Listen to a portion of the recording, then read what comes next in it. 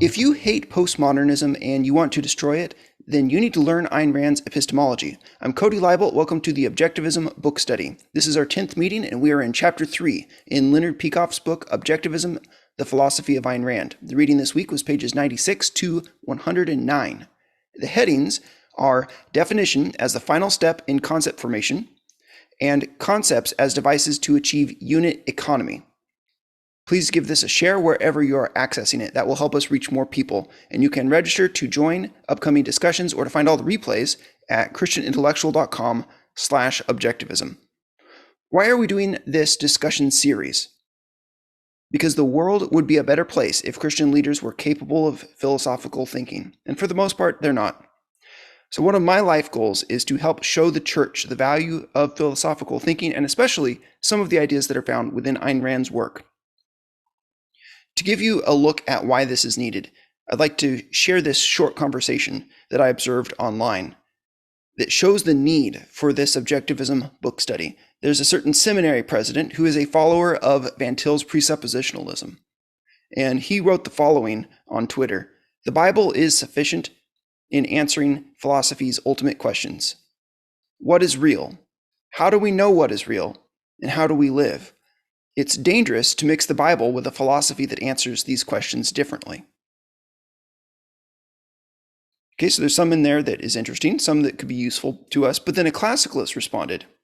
This actually may have been on Facebook. I forget if it was on Facebook or Twitter. The classicalist said, "Scripture never itself lays claim to a sufficiency in answering philosophy's ultimate questions.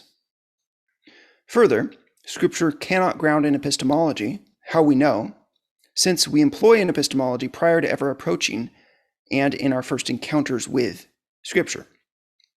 So the third person, an observer in this debate, comes in and asks this question: if, as you say, Scripture is not grounds for epistemology, then what is? And here's the answer I gave.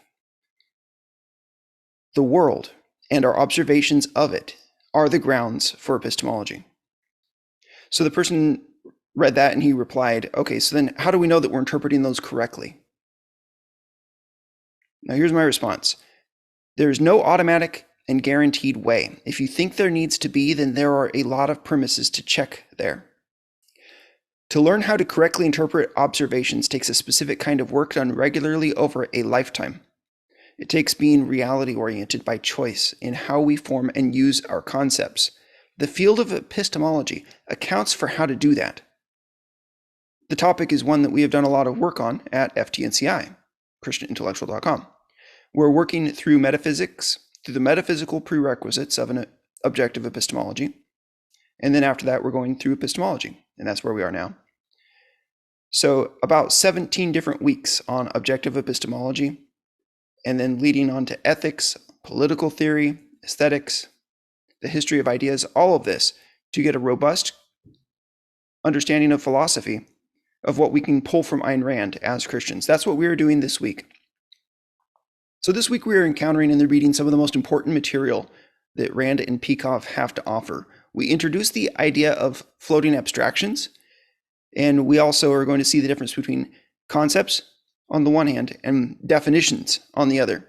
And we're going to look at their respective roles in thinking. Here's a quote from Ayn Rand. This is in a chapter of the Romantic Manifesto. It's on page 23 in an article called The Psychoepistemology of Art. So Rand says this in passing in a discussion about aesthetics. She says, "Abstractions, as such, do not exist. They are merely man's epistemological method of perceiving that which exists, and that which exists is concretes. What concepts do and what definitions do is allow us to view particulars, or what Ayn Rand would here call concretes, in a way that condenses the material so that our limited minds can work with a hypothetically unlimited series of particulars." That's Rand's position. That's not exactly the same thing as Aristotle's position or Thomas Aquinas' position, but we're exploring that position, and we're going to see how in Rand's mind and Peikoff's mind that all plays out. And we're going to see that in this discussion today of concepts versus definitions. I'm going to jump right into the book, and then we'll take a pause for interaction and questions, and we'll do that several times over the course of this discussion today. So let's go in the book to page 96. This is where we start the reading. This heading is Definition as the Final Step in Concept Formation. We read, the final step in concept formation is definition. This step is essential to every concept except axiomatic concepts and concepts denoting sensations. For those, it would be more of an ostensive understanding rather than a definition in terms of other words or other concepts, because something can't be defined in terms of other things. There has to be a base. We go on in that next paragraph. Peikoff writes, a concept is an integration that rests on a process of abstraction. Such a mental state is not automatically related to concepts, as is evident in the many obvious cases of floating abstraction. So introduce that concept. And he writes, this is Ayn Rand's term for concepts detached from existence, concepts that a person takes over from other men without knowing what specific units the concepts denote. And as always, in the discussion of epistemology, Rand and Peikoff are going to distinguish between reality and the mind that is perceiving it. You could frame that as existence and consciousness. You could frame that as reality and reason. So there's a distinction there to be upheld. Let's just use the terms for now, reality and the mind. As you're distinguishing reality and the mind, we have a potential danger, and that is if the mind is creating something that does not relate to reality, that does not reduce to reality, then you get the idea of a floating abstraction. And this concept comes up a lot in objectivism, it's possible for people to absorb terms from other people, from their teachers, from their parents, without knowing what those terms mean. And so I think this is worth a bit of discussion before we go on in the reading. Let me give you a definition of floating abstraction. I found this at wiki.objectivisonline, something like that, objectivismonline.net. They defined it as the fallacy of the floating abstraction is Rand's term for concepts detached from existence, concepts that a person takes over from other men without knowing what specific units the concepts denote. Now, I want to point out, you and I and everyone have had floating abstractions at some time or another. That's part of learning. It's part especially of hearing terms from other people and learning how to use them, and then realizing, wait, I need to think more precisely about what is and what is not within this term and why. So I thought of some examples of floating abstractions that I have dealt with over my intellectual development. I remember I was reading about integration from the point of view of epistemological integration.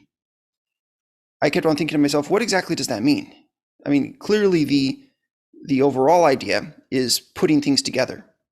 But what are we saying when we speak of integration mentally? What is that? It's difficult. It'd be easy to just have some kind of vague notions about it. Terms that are of that level of abstraction are especially prone to becoming fuzzy in our minds. Likewise, a term like induction. What is induction? Or a term like logic. You could easily have a floating abstraction for what that means. And it's like a castle floating in the air. You're trying to use it, you're trying to build on top of it, but you don't know how it's connected to the ground, and therefore you don't really know what it is that you're dealing with. There's all kinds of floating abstractions that people use in the political discourse today. For example, social justice is usually a floating abstraction. Justice itself as a term can be a floating abstraction as well. Diversity. Another one is liberty or freedom. So compare these abstract terms, because they're high-level abstractions. Compare them to a term like water, like trees. Those are also abstractions. But the difference is that those are first level. Those are things that you can look at and see. You cannot look and see liberty all by itself. You cannot see social justice. You cannot see the triumph of the working class or the triumph of individualism. These are just not observable concretes. So this is where it becomes difficult. Anytime you have a value-laden term, a term that's related to assessing value, like for example, love, or good or evil, or earn, deserve, selfishness, rights, All of these are in danger of becoming floating abstractions. Enslavement. So I'd like to open up the floor if anyone wants to come in and discuss some of these terms and how do we deal with them? Like what makes them difficult? And then how do we tie them to reality? How do we reduce them to reality? I think this would be a fruitful discussion. Anyone want to come in and anyone have any thoughts on any of that? One of the most important things that you can do when dealing with abstract ideas like this is to define your terms, or to ask those people that you're interacting with to define their terms. And I think that's usually what people who use floating abstractions without knowing it are apprehensive about doing. That they usually don't want to define their terms, or they don't know how, and that would be the evidence. Whereas if someone's using a term and they are able to define it, and they are able to carry on a conversation answering objections while sticking to the same definition, then it's a lot less likely that they're dealing with a floating abstraction. There's two pieces. There's, are you able to define your terms? I mean, the investigation of the meaning of words, said Antisthenes, is the beginning of education. It's the beginning of education. But there's two pieces. Not only do you have to be willing to define your terms in terms of other words, but you also have to be willing to reduce your concepts to your observations. So there's two pieces there. And yeah, when you're looking at somebody else interacting, it's very easy to identify that they don't have a definition by just simply asking them, could you define your term? It would be a much bigger discussion for you to say, could you please show me how you're grounding your concept in reality? And that's the difference between a polemical discussion on one hand versus a discussion about how we understand things, and a discussion that is seeking to really learn, not to disprove. Definitions are, I think, they're more useful. In this context, definitions are a very quick way to identify that somebody else is ignorant. Whereas in your own mind, knowing the technical definition of a term does not always mean that you're not using a floating abstraction. Like, for instance, if objectivity is volitional adherence to reality by the means of logic, well, you're very capable of quoting those words without knowing what they mean. So then you have to make sure that you have tied logic to reality and volition to reality and adherence or understanding of some kind and reality, each one of those things. Like, you have to tie the concept reality to your observations of reality. I mean, that's why philosophy is difficult, because we're saying, can you tie your idea of reality to reality? And that's why I think it's helpful to, so as a sort of shortcut, in order to avoid having to need a handoff, in order to avoid having to go through and do a reduction to perception of every single one of your concepts, which could be difficult and tedious work. One way that you can test whether you've got accurate abstractions or floating abstractions is to interact with those concepts, or interact with reality and with objectors to your views concerning those concepts, and test it out. Think of, what are some examples of what I mean by this? And that's one way to sort of quickly reduce it to reality in a certain respect. But then also relating it to other things. All right, how does this relate to X, Y, and Z? And how would I respond to objections, or how am I responding to objections about this, and my conceptualization of it? Am I able to be consistent when answering objection A and objection B? Am I able to hold on to the same definition of the same concept, or am I shifting definitions as I move from objection A to objection B, because it needs to be shifted in order to answer those objections? Yes, you keep on pointing to this need for consistency. And that's something that throughout Rand's epistemology, even in like the next 80 or 100 pages, we're going to get over and over. This different threads of epistemology are that we must respect the context and we must respect the hierarchy. And those are, in my mind, I almost look at it like an X and a Y chart. Like, when you are mapping out your knowledge, you have to make sure it's tied to reality and it's tied to other things that have been tied to reality. Imagine a city of very tall skyscrapers that are all next to each other and that are all reinforcing each other.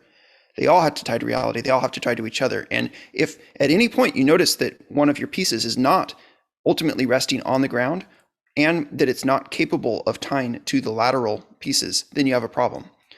Harry Binswanger has a picture of this, like on his book How We Know. He uses a metaphor of puzzles, like a physical jigsaw puzzle. Every piece must fit in its place, and it must fit next to the other pieces. It's both. So those are your clues that you're having a floating abstraction, is if you can't figure out how it fits in touching the ground or touching the other pieces. Okay, so other topics, other thoughts that come to mind on this issue of floating abstractions. Hey, we don't have sound from you. I just had a little bit of feedback. Can you guys hear me? Yeah, go ahead. Now you got me? Okay, so this topic just reminded me of something called ladder of inference, which if you've had leadership training, you might have already heard about it. But it starts with observation of reality and facts, and then selecting facts like you guys talked about last week, the particulars, and then interpreting those facts. And it just goes all the way up to, it's like the logical progression toward beliefs and action, with the ultimate sequential stop is at action, and right before that is beliefs. And so that was just helpful to me to sort of take some context that I already could identify with and relate to.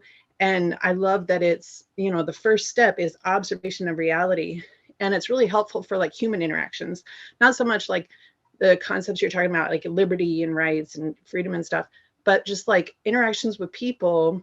Doesn't let your mind get carried away with an assumption. It doesn't take you right from reality to assumption. It's whole, selecting the facts and finding out what's relevant. And anyways, it's the ladder of inference, and I think it's really helpful as relates to this. It's called the ladder, like LADDER?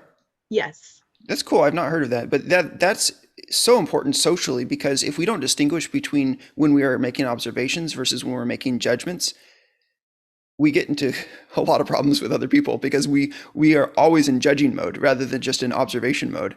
Yeah, that this is a picture of why epistemology actually has a practical value for your romantic relationships, your friendships, your parenting, your employment, everything like that. Well, about the topic of liberty, this is one that has come up in Ayn Rand's literature quite a bit, is that people treat liberty like a floating abstraction. So for instance, let's say you have the liberty to identify yourself by whatever pronouns you want, and that you have the right to have other people agree with you about that. Then we're stealing. And this relates to another idea from Ayn Rand, is the fallacy of the stolen concept. But and she uses that fallacy of the stolen concept identification to talk about how John Rawls and Karl Marx steal the idea of property, or steal the idea of what somebody deserves or has earned. And this is an incredibly helpful idea polemically, when you notice that somebody is advocating for a wicked idea, to say which stolen concept is involved here, or to say which floating abstraction, which is, they're related, right? So how is somebody using the concept of property or deserving or justice as a floating abstraction? In one of Peikoff's lectures, he mentions the idea that liberty or freedom could be incredibly vague in the ideas of most Americans, because they would think liberty just means, well, there's no chains on you. So they have a visual image of it, like I'm running in the sand at the beach and there's nobody stopping me. There's nothing holding me back. Well, that's pretty vague. And the problem with that is, then if somebody says, well, I'm not going to employ you if you, on your social media bio, put your pronouns and you require me to uphold your pronouns, I'm not going to employ you. They're going to say, he's taking away my liberty. I'm being coerced. And I've had this discussion even with conservatives, even with social conservatives, not just leftists, where they don't know what force means. Like, for example, if I wrote an article saying you are advocating Nazism and here's where you did it, and I think you should get fired. I've never done this, but if I theoretically did, I know some people that would look at that and say, oh, you got somebody fired? You initiated force. It's ridiculous, because they don't have careful thinking. They have not reduced the idea of rights, the idea of liberty, the idea of force to reality.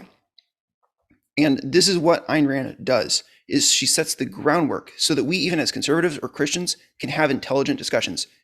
You want to know why we can't right now? It's because most people are fundamentally uneducated. It makes me furious, but it's also funny. All right, Isaac, what do you want to say? Yeah, I think I relate a lot with what you're saying, and the way I sort of constructed in my mind is like, okay, so what does freedom mean? If we want to get away from it being a floating abstraction, let's talk about what it could mean. And it seems like what a lot of people think, like the way you articulated it was people think freedom means being released from chains. You said something along those lines. The way I would articulate it, it seems like people think freedom means getting what you want. Okay, so if freedom means getting what you want, what if what you wanted involves some form of subjugating other men, such as like stealing from them or forcing them to agree with you or do something in particular that you think is the right thing, although they may not think it's the right thing. If freedom is getting what you want and what you want involves any of those things, well, freedom can't really mean that then, because what about that person? What about what they want? You've taken away their liberty, their freedom. So freedom must involve an idea of respecting the freedom of others. And this is just an illustration of how you begin to get away from floating abstractions and false concepts, such as freedom, such as a floating abstraction of freedom, a false concept of freedom. I love that. This reminds me of a discussion that I've had before about rights. Rights have to be defined in such a way that you don't have the right to violate other people's rights. This need for cohesion in your theory, like your social theory, for instance, shows you where you've gone wrong. If you end up having a right to medical care, that ends up taking away from the doctor's right to say no. Or if you have a right to get your car towed when your car breaks down, then that violates the tow truck owner's right to say, no, I don't want to serve you, which actually, this happened in Ottawa just recently. The legislatures required the tow truck owners to do their bidding. They treated them as slaves. If you constitute your definition in such a way that happens, then you've constituted poorly. And that's true as well for ethical ideas, such as, I think that it's wrong that people steal from me. Well, if you don't want to be a hypocrite, then you need to not be stealing from other people. And this is what we're going to see when we get into Ayn Rand's political theory and her ethical theory, is a lot of what she's doing is simply saying, could you attempt to be consistent with your definitions, with your conceptualizations? Because if you could even just be consistent, then you would already know a whole bunch of things that you obviously don't know right now. And I mean, it's a shame. All right, thoughts on that before we go forward? Anything else before we go forward? I would just add that I think, unfortunately, the way that most people default to using concepts in general is a vague approximation with some emotion or value attached to it. And that's all they have to go off of. It's a word or a concept has a vague value judgment applied to it in their social circles, whether positive or negative, and they react to and use that concept based on that vague value judgment that they've got sort of from emanations from their social circles. So it's not only sloppy, it's also usually very second-handed, very subjective, and when you think about it, it's no way for a self-respecting human being to use their mind. And so I just want to add to the mix of how important this is, the idea of this way of using your mind and this way of using sloppy, abstract, floating abstractions and things like that. It is akin to, a surgeon being drunk all the time, or a pilot being drunk. It's the kind of gross negligence in everyday life that we would condemn and that everyone would condemn as irresponsible and lazy and stupid and unmasculine for our, you know, resurgent masculine brothers in the Christian conservative movement, you know, that we would all condemn as slothful in every other area of life. But when it comes to the life of the mind, it's like all of a sudden that kind of slothfulness and that kind of subjectiveness, that kind of emotiveness is suddenly okay. And there's some deeper philosophical causes behind that we could get into another time. But I think that's important to think about as we think about the value and the importance of this topic. You reminded me of Rand's term, the social metaphysic. I think that the social metaphysic is the operational theory of knowledge of most of Reformed Twitter, as evidenced by the fact that when we get into a discussion about whether we are right or wrong about a specific topic, people will say, but don't you know that your reputation is horrible? Like, okay. Or don't you know that XYZ person disagrees with you? Right. What's your point? Yeah. Yeah. All right. So let's go on in page 96. I love this topic of floating abstractions and the topic of psychoepistemology as such. It's what's missing from the church. So let's go to the middle of page 96. If a concept is to be a device of cognition, it must be tied to reality. It must denote units that one is methodically isolated from all others. This, in Ayn Rand's words, is the basic function of a definition, to distinguish a concept from all other concepts and thus to keep its units differentiated from other existence. I have a whole bunch of other excerpts from these 2 pages here that I think are just really helpful, so I'm just going to summarize, kind of skip through them. Rand writes, in the early years, a child keeps his concepts tied to reality by a simple method of ostensive definition. Oh, this is Peikoff. He says this. He points to instances. And then skipping ahead, his abstract structure eventually will become so complex that the mere act of pointing will not differentiate units of one concept from those of all others. So then he writes, a definition cannot list all the characteristics of the units. That's a problem, right? Definitions are not a list of everything you know about something. Everything you know about something is the concept. But the concept also includes everything that you do not yet know about this group of objects. So it's interesting.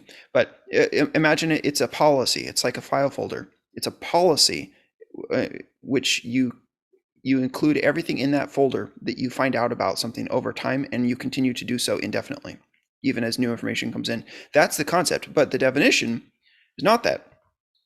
A definition identifies a concept's units by specifying their essential characteristics. And here, they don't take the Aristotelian idea of essential. They're using it only in terms of methodological, in terms of the method. So the essential characteristic is the fundamental characteristic which makes the unit the kind of existence they are and differentiates them from all other known existence. Peikoff writes, a proper definition is made of 2 parts, each of which follows from the nature of concept formation, and that would be the differentia and the genus. In the middle of page 97, a definition in terms of a genus and a differentia is like a logical X-ray of a concept. It condenses into a brief retainable statement the essence of the concept forming process. It tells us what distinguishes the units and from what they are being distinguished. So it's the kind of thing like this, but out of that group, it's the ones that are like this. So 2 different descriptive statements. And he gives a standard example. We could differentiate men from dogs, cats, and horses.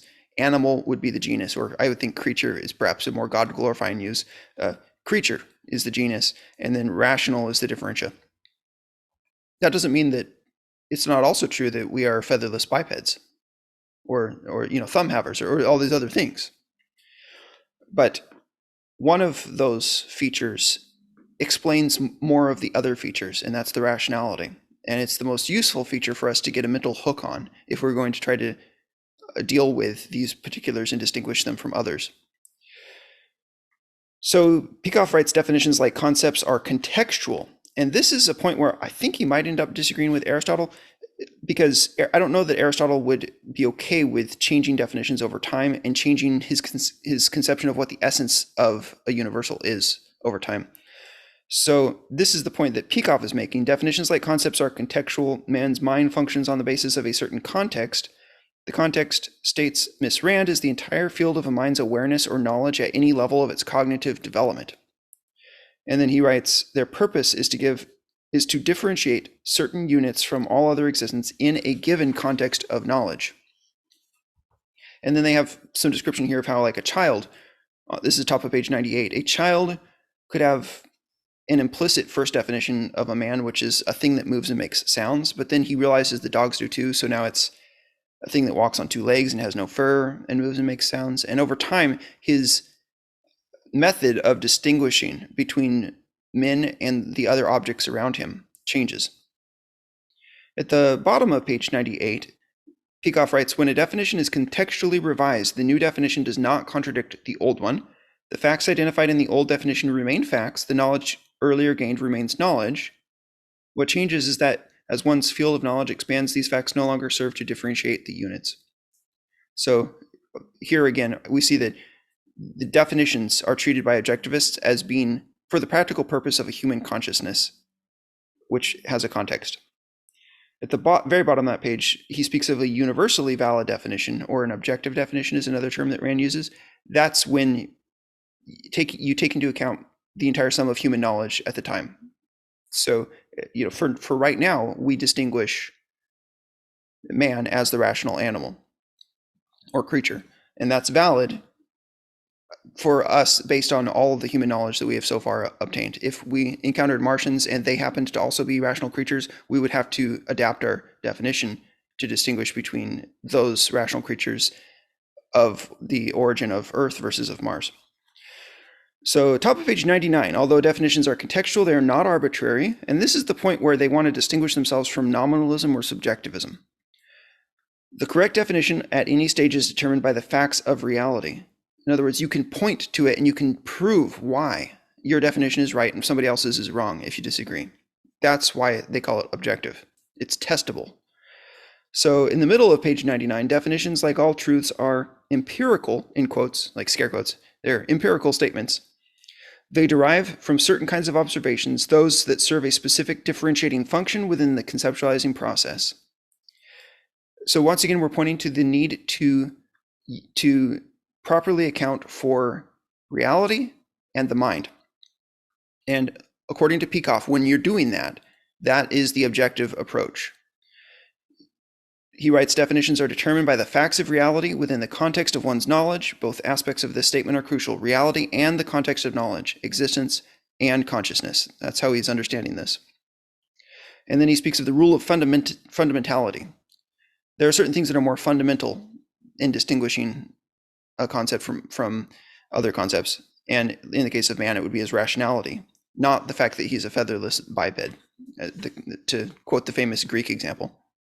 If you haven't heard the story of that, somebody was defining man as the featherless biped in a discussion among all the thinkers at that time, and somebody plucked a chicken and threw it in the middle of them. I think they threw it over a wall or something, but plucked a chicken and threw it in and said, well, there's your man. And it created quite a stir because they realized that their definition of man was insufficient. So let's go on. The bottom of page 100, Peikoff writes, although a definition states only a few of the unit's characteristics, it implies all of the characteristics one knows. And so this is helpful. Like they've gone over this a couple of times. They said the concept of man is not animality plus rationality. The concept of man includes all the known things about man. I think this is helpful because what you realize is that the definition is condensing your concept, which is interesting because the concept is condensing the particulars. And we'll get there in a second.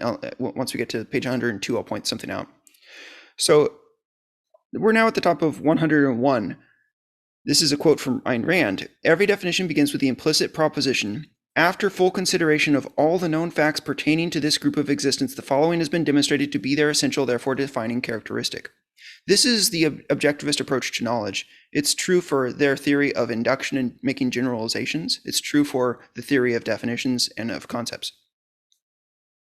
When they say, I know something, they always qualify it with, within the context of what I have observed, this is the most rational conclusion to come to. So take, for instance, that the helpful paradigm from Peikoff about blood types. Within the context of all that the doctors have observed, there are 4 blood types. Later on, they realize that there's also an Rh factor. So now you can have positive or negative for each of those 4 types.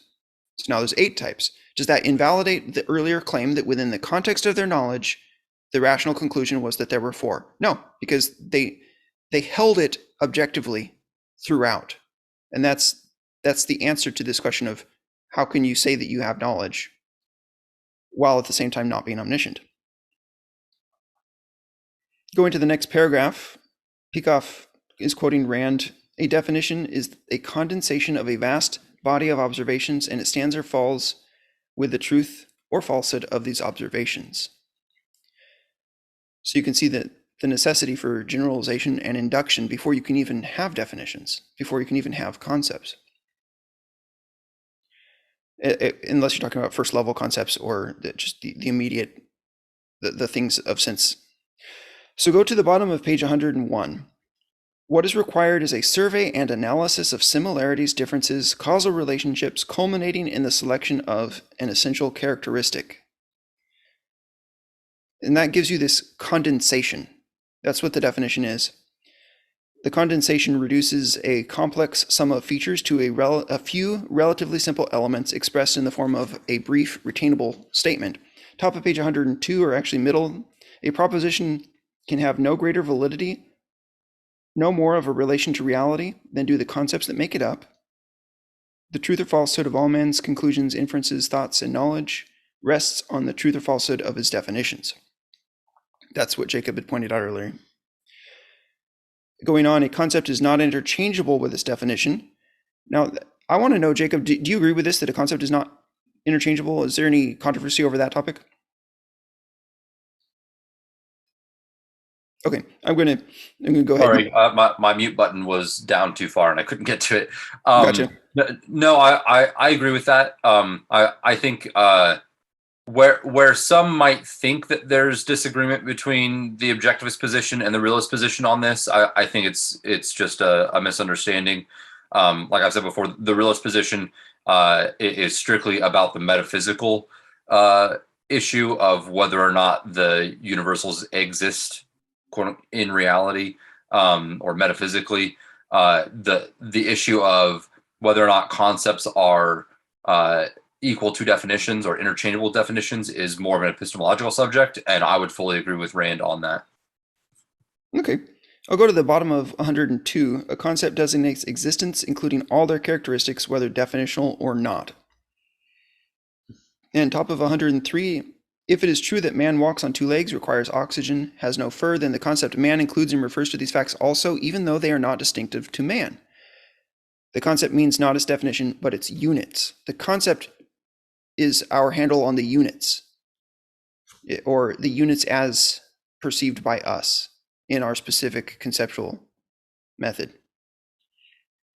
Just as a concept is not restricted to the known characteristics that define it, so let me start over. Just as a concept is not restricted to the defining characteristics, it is not restricted to the known characteristics. And then I'm going to go on, and I'll get to you, Isaac. The term man, for example, means not merely some isolated characteristics, nor even all of the human characteristics we already know. It means an entire and as yet largely unwritten library. Man means men, including everything true of them, every characteristic that belongs to such an entity in reality, whether discovered so far or not.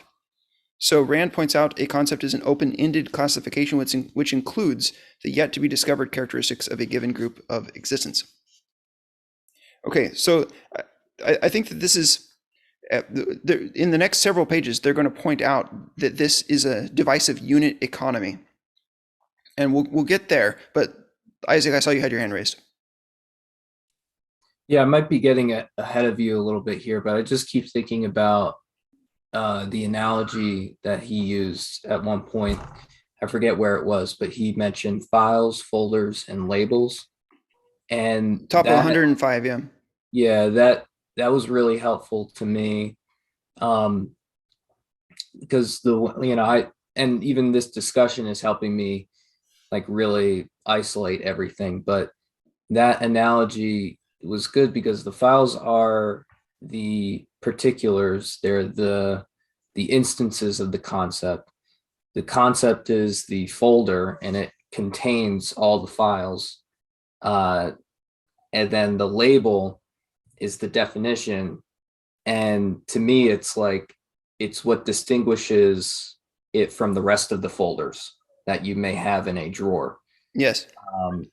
And I just like, once he made that analogy and I thought about it, I was like, that's kind of perfect. I mean, it doesn't get any better than that. But anyways, yeah.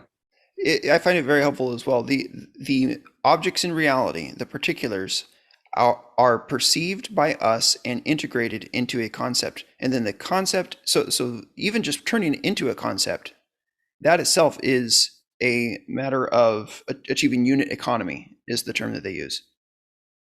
So, for instance, it's way easier for my mind and your mind if instead of saying there is an apple and another and another and another and another, if I say there are 5 apples, unit economy. So I have the concept of apple and the concept of 5 in that. But yep, so unit economy is achieved by concepts, and then even then you need a definition to achieve even more unit economy. And that's what the definition does for us. I want to comment on this is a connection to what I was talking about earlier that I just realized.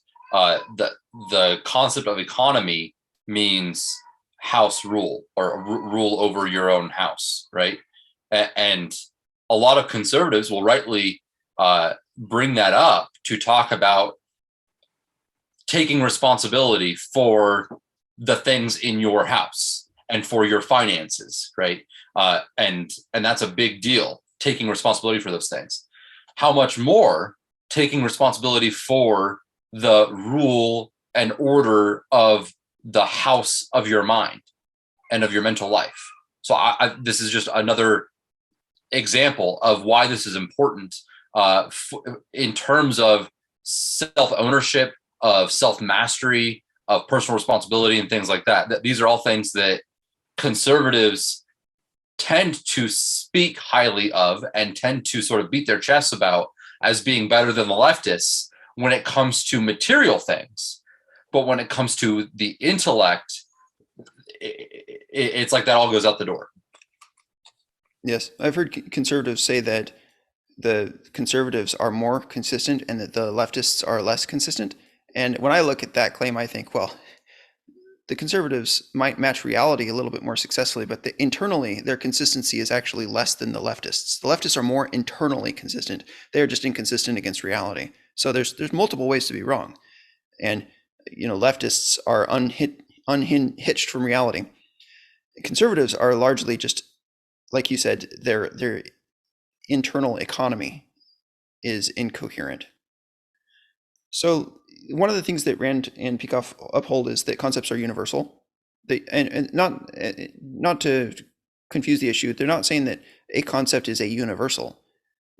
They're saying that concepts have universality in society, which is to say that once a group of people agree on a certain term referring to a certain set of observations, that usage is correct and that it's a specific usage. It's not something that someone else can come along and say, well, I'm going to tweak it slightly. There is a specific thing that is being referred to, like, for example, roseness. We have the concept of rose.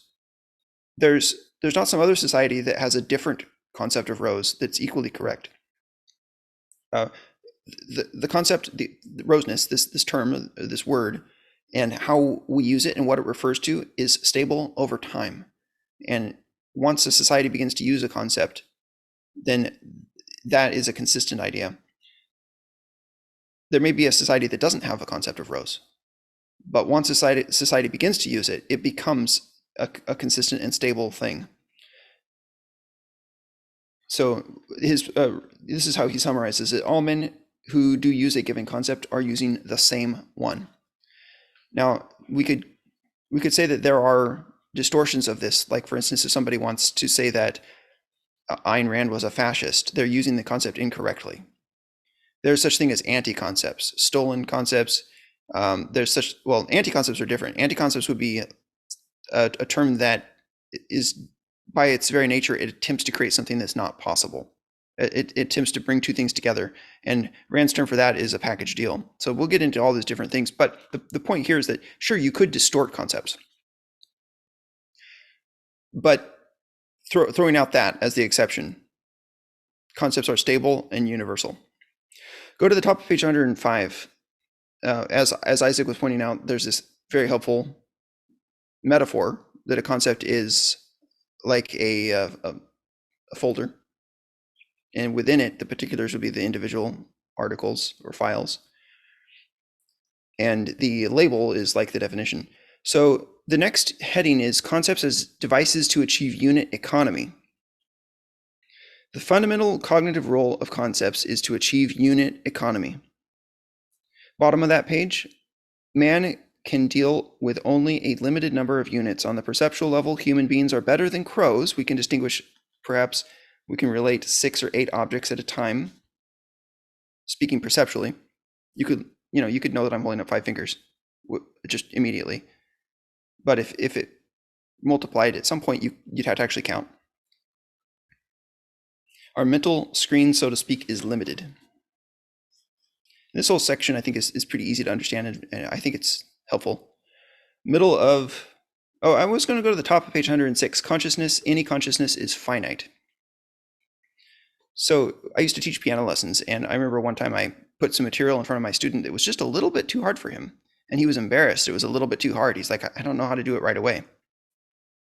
And I pointed out to him, well, your consciousness is something. Your mind is something. And as your teacher, my job is to find out where you are, what you're able to do. You have a mental screen. You have an ability to look at the sheet music and decipher it and execute it. And there is some point that it's too hard for you. I have to know where that is. And so don't feel embarrassed when I put something in front of you. As your teacher, I'm the one person in the world that has to know exactly where your limit is. I have to know, and he has to know. So it's helpful in your own personal life if you realize that your consciousness has an identity, that A is A, and that therefore there are limits of what you can do. It reminds me of Clint Eastwood. A man has to know his limitations. And you're going to find that useful in all areas of life, whether it's cognitive, whether it's how fast you can type, or how much work you can do in a day, or how many interruptions you can survive, or how many decisions you can make in a day successfully. You have a limit. And in the concept forming process, you have a limit. And so that's what this whole section is on, is teaching you how to work successfully within those limits that you have. The middle of this page says a concept integrates and thus condenses a group of percepts into a single mental whole. It thereby expands profoundly the amount of material that a person can retain and deal with cognitively. And then Peikoff writes, concepts are space savers. On the middle of page 107, Rand's theory of concepts teaches in effect that a word is worth 1,000 pictures. Quite helpful. The bottom of that page, numbers have a function similar to that of concepts, and he goes into the numbers, and I think we've discussed that a bit already. Going to the next page, 108. Definitions are unit reducers. The concept condenses its referents. It reduces them to a single mental unit. The definition then condenses their known characteristics. It reduces these to a single statement. That's what I was getting at with the unit economy. One other idea about economy that I wanted to point out, if you can imagine in your mind an elegant article of clothing, like in this case, imagine Dagny Taggart wearing a black dress. How complicated is Dagny Taggart's black dress? For it to be elegant, it has to be fairly simple. It has to be the kind of thing that you can glance at and then immediately bring into your mind's awareness. And so one of the things that, when my wife is dressing and I want to compliment her, I often compliment elegance. And that's something that appeals to her. If I say that word, she's like, okay, I succeeded, because that's her standard as well. And elegance means the ability to convey information and in an integrated way, in a way that is comprehensible. And that's it's related to our theory of concepts. It's related to our theory of aesthetics. So here, Peikoff makes this bridge over to the idea of literary style. And he says that, some writers are more economical. And I argue that those writers that are most economical are the writers that are most elegant. If you go too far in too many words, it becomes unwieldy, ungainly, And that's the opposite of elegant. And then he summarizes this, his thoughts on Immanuel Kant. Let me read you this. It's just profound. He says, logically enough, the world master of the anti-economy style is, in regard to the content of his ideas, the world's greatest subverter of the conceptual faculty. For evidence of both points, consult the Critique of Pure Reason. What I find interesting about that is that here he is criticizing Immanuel Kant for his lack of economy, and he did it in the most economical way I can ever imagine. This paragraph is the height of elegance in how concise and clear and how much information it just conveyed. Logically enough, I like that phrase. Logically enough, the world master of the anti-economy style is, in regard to the content of his ideas, the world's greatest subverter of the conceptual faculty. For evidence of both points, consult the Critique of Pure Reason. Like, if I could ever write a paragraph like that, man. So that's his idea of elegance. In the next chapter, we're going to go on and we're going to learn, okay, now that we've got the basis of our understanding of what concepts and definitions are doing and how they're different from each other. So when we go on to form concepts, are there rules for how to do that? That's where we're going next. Isaac, I saw you had your hand raised. Any further discussion on this topic? Yeah, I just wanted to make a parallel comment to sort of what you were saying about elegance and how this idea that human beings are limited. Crows can only count 1, 2, 3, and then many human beings can only count up to however many we can comprehend, and then it becomes many. There was a lot of practical applications for me, and you kind of drew one out there with communicate, like writing words and prose. For me as a software engineer, this was very relevant. I can open up code and go to a file, and it will be hundreds and hundreds of lines of code long. And it's like, it takes a long time for me as a human being to understand what the heck is going on in there. So as a software developer, you're talking to two entities. The primary one that you're talking to when you're writing code is a machine. So a good developer writes good code based on whether or not what they write, a machine can actually execute, and it does what it's supposed to do. That's a good developer. They write code that works, that does what it's supposed to do, and the machine can execute it. But there's a second entity that you're also talking to that makes a good developer distinct from a really good developer. A really good developer isn't just good at talking to machines. They're also good at communicating what their code means to the future human beings that are going to be reading that code and maintaining it. So you're talking to two entities, the machines and human beings. So if you have this idea that if you're aware that human beings are limited, machines aren't. You can write hundreds of lines of code and a machine will execute it every single time the right way in the same way. Human beings are far more limited in their ability to understand so much information within a particular scope. So a really good developer has this in mind and keeps their code writing limited and distinct and meaningful and purposeful, because they know I'm not just talking to a machine, I'm also talking to a future developer, which could be myself or somebody else who's going to maintain this code. I appreciate you saying that. All right, let's wrap up for this week. Let me give you a quote from Peikoff that is helpful to me. He writes, "Philosophy is the science that defines the proper relationship between a volitional consciousness and reality." And just as Isaac was pointing out, you have to, if you're going to do work that is good quality, you have to be able to show how consciousness and reality connect, or in this case, what was the developer thinking? And what is the function of each of these pieces that we are planning to use? And this is why we need philosophy, because it defines the proper relationship between the consciousness and the reality. the consciousness that enters into this experience of trying to solve problems, using volition, using long-range thinking. That's what your consciousness does. And so you need tools if you're going to do it successfully. And what is true for music education, or what is true for computer programming, or for leadership in the business world, as we've been discussing today? All of those things are true because they are true philosophically, that we need a way to understand the world. We need a method of understanding the world. And that is what we are achieving here at christianintellectual.com. I'd appreciate if everyone would subscribe, go to christianintellectual.com, and you can enroll in upcoming discussions if you go to /objectivism.